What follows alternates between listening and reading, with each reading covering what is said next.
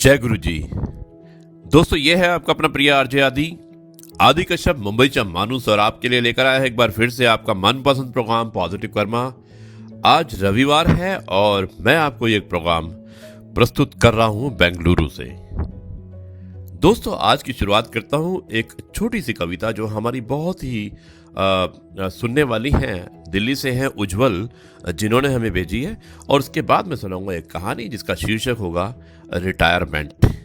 शुरुआत करता हूं इस कविता से जो उज्जवल जी ने दिल्ली से भेजी है। शोर के बीच ये मेरी चुप्पी, शोर के बीच मेरी ये चुप्पी सुन के मैं खुद ही चौंक जाता हूं।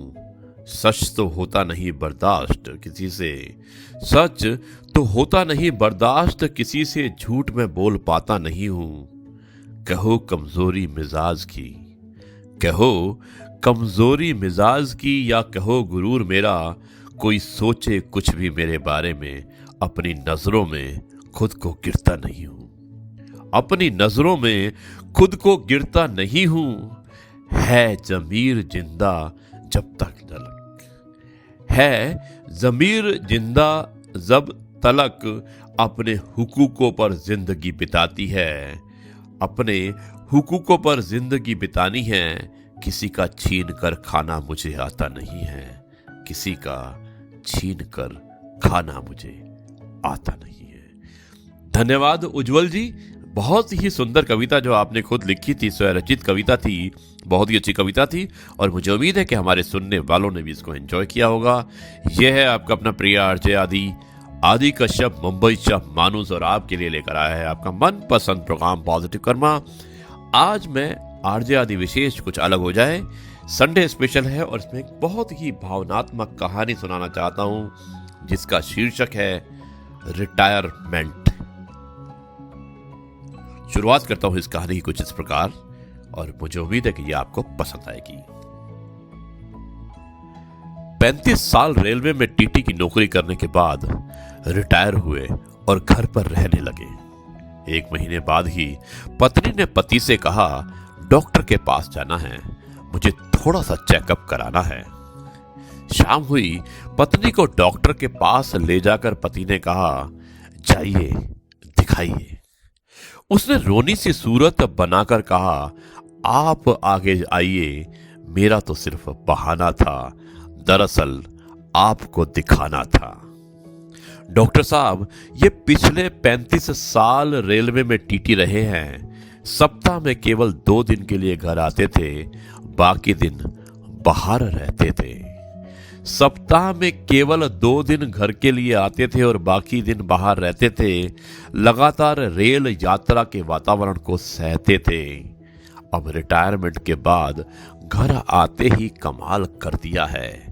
4 फीट चौड़े पलंग को काटकर 2 फीट का कर दिया है।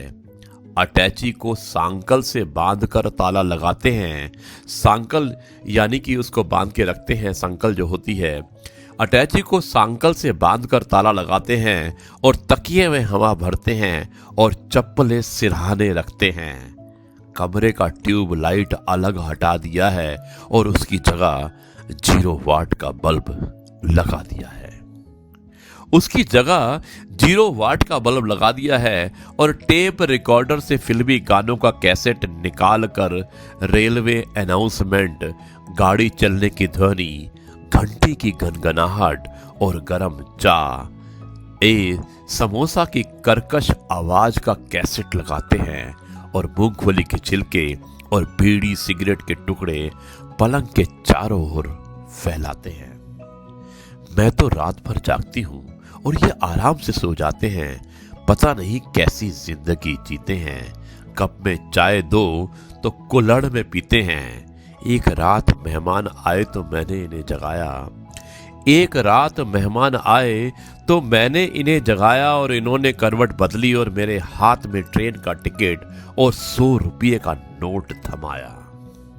मैंने कहा, ये क्या है? तो बोले, रसीद नहीं बनाना, इंदौर आए तो ख्याल से उठाना। पिताजी से दहेज में मिला सोफा सेट, पिताजी से दहेज में मिला सोफा सेट आधे दामों में बेच आए हैं। बदले में 2 सीमेंट की बेंच खरीद लाए हैं। बदले में 2 सीमेंट की बेंच खरीद लाए हैं। बेडरूम में लगी, दोस्तों सुनिएगा कि आगे क्या लिखा है इस कहानी में। और कहानी भी है और एक कविता भी है और बहुत ही रोचक है, क्योंकि रिटायरमेंट के बाद अगर एक टीटी होता है तो उसकी ज़िंदगी कैसी होती है, अपने परिवार में किस रूप से महसूस करता है, उनके परिवार उनको किस रूप से लेते हैं, क्योंकि उनकी यादें जो होती हैं, यादें इतनी जल्दी नहीं जाती हैं। दोस्तों आगे बढ़ाता हूँ इस कहानी को। बेडरूम में लगी पेंटिंग्स को अलग कर दिया है, उनकी जगह भारतीय रेल आपकी अपनी संपत्ति है, जंजीर खींचना मना है, लिखवा दिया है। बेडरूम में लगी पेंटिंग्स को अलग कर दिया है, उनकी जगह भारतीय रेल आपकी अपनी संपत्ति है, जंजीर खींचना मना है, लिखवा दिया है। और एक रात इनके पास आकर बैठी, इन्होंने पांव मोड़े और कहा, आइए आइए आराम से बैठिए। डॉक्टर साहब, बताने में शर्म आती है पर आपसे क्या छिपाना है। इन्होंने मुझसे पूछा, बहन जी आपको कहाँ जाना है? इन्होंने मुझसे पूछा कि बहन जी आपको कहाँ जाना है? डाइनिंग टेबल पर खाना खाने से मना करते हैं। डाइनिंग टेबल पर खाना खाने से मना करते हैं और पूड़ियाँ मिठाई के डब्बे में और सब्जी को प्लास्टिक की थैली में भरते हैं। एक रात मेरे भाई और पिताजी आए। दोस्तों आखिरी पंक्तियां हैं, आखिरी लाइनें हैं, इसे ध्यान से सुनिएगा। एक रात मेरे भाई और पिताजी आए, दोनों इनकी हरकत से बहुत लजाए। रात में भाई ने इनकी अटैची जरा सी खिसकाई। रात में भाई ने इनकी अटैची जरा सी खिसकाई। ये गुस्से में बोले, जंजीर खींचू, चोरी करते हुए शर्म नहीं आई? सुबह सुबह बूढ़े पिताजी जल्दी उठकर नहाने जा रहे थे। सुबह सुबह बूढ़े पिताजी उठकर नहाने जा रहे थे। बालकनी पर इनके पास वाली खिड़की से आ रहे थे। उन्होंने खिड़की से हाथ डालकर इन्हें जगाया। इन्होंने गुस्से में कहा, इस तरह से मत जगाओ, यहां कुछ नहीं मिलेगा। बाबा आगे जाओ, बाबा आगे जाओ। और पिताजी आगे गए तो उन्हें वापस बुलाया, उन्हें 1 रुपये का सिक्का दिया और पूछा, कौन सा स्टेशन आया है? इनका अजीब कारनामा है, एक पर एक हंगामा है। अभी कबाड़ी के यहां से एक पुराना टेबल फैन मंगवाया, छत पर लटके अच्छे खासे सीलिंग फैन को उतार कर उसकी जगह टेबल फैन लटकवाया। उसे चालू करने विचित्र तरीका अपनाते हैं, उसे चालू करने के लिए विचित्र तरीका अपनाते हैं और जेब में से कंघी निकालकर पंखा घुमाते हैं।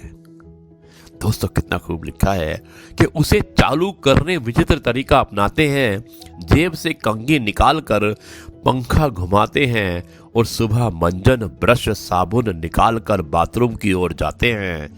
मैं कहती हूँ बेटा गया है तो वही लाइन लगाते हैं। मैं कहती हूँ बेटा गया है तो वही लाइन लगाते हैं। समझाती हूँ आ जाओ तो रोकते हैं। हर 2 मिनट के बाद बाथरूम का दरवाजा ठोकते हैं। हर 2 मिनट के बाद बाथरूम का दरवाजा ठोकते हैं। अरे इन्होंने तो पूरे घर को सर पर उठा लिया है। घर को वेटिंग रूम और बेडरूम को ट्रेन का कंपार्टमेंट बना लिया है। इनके साथ बाकी जिंदगी कैसे कटेगी, हम ये सोच कर डरते हैं।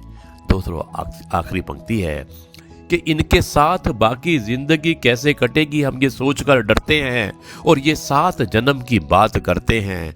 हम तो एक ही जन्म में पछताए, भगवान किसी युवती को रेलवे के टीटी की पत्नी ना बनाए, रेलवे के टीटी की पत्नी ना बनाए। दोस्तों ये था आपका अपना प्रिय आरजे आदि कश्यप मुंबईचा माणूस। और मुझे उम्मीद है कि ये आपको कहानी कम कविता पसंद आई होगी, और जिसका शीर्षक था रिटायरमेंट।